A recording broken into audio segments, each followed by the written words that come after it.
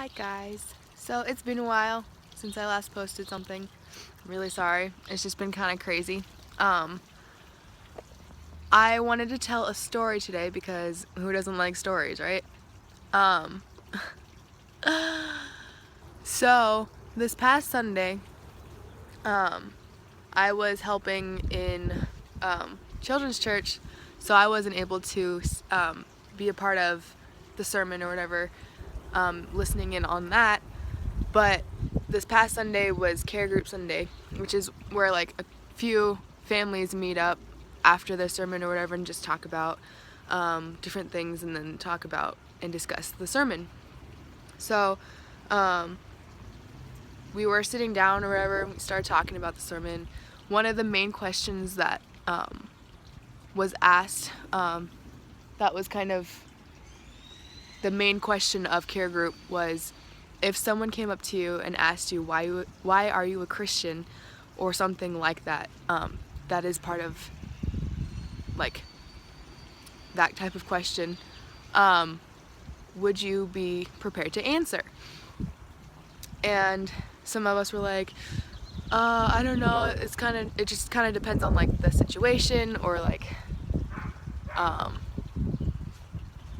the like situation that you're in, and like the timing of it. And so some people were like, I kind of feel like I should be memorizing like what my answer should be.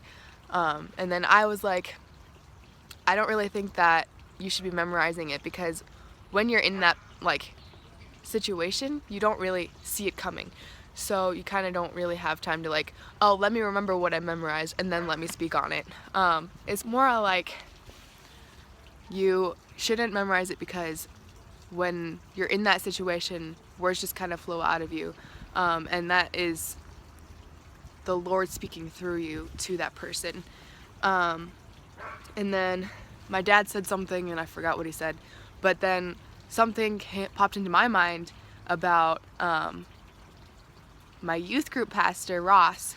This is shout out to you, Ross. This story is about him and one of his situations that he was in. So he was in this situation and he was talking to this person about the gospel or whatever, and so he just kind of like started talking, and the order that he said it in, I might get the story a little bit mixed up, but the way he put it was kind of out of order. So like he would go to this part of the gospel and then like jump back, and then like it was kind of just all kind of confusing. So at the end, Ross was like, I don't know if that made sense to you, but like I kind of messed that up and kind of got it out of order. And the guy was like, no, it totally makes sense, like, wow. And then Ross was like, did you hear what I just said? Because I'm pretty sure it didn't make sense to me, so how could it make sense to you, type of thing. And so Ross was like, you want to become a Christian, like a believer, like right here, right now? And the guy was like, yeah, I do. And so my point is, guys, that it doesn't matter the way you say it or the order you say it in. The Lord will speak through you. The Lord will give you the words, even though it may be mixed up. It tells a story to someone in a way that is like, whoa, I need some of this, because like that made total sense to me. And so I just want to encourage you guys to not be afraid of telling your testimony or like speaking on the gospel, because great things can come from it. Even if the person doesn't become a Christian, that moment that you're with them, you're planting seeds that the next person is watering.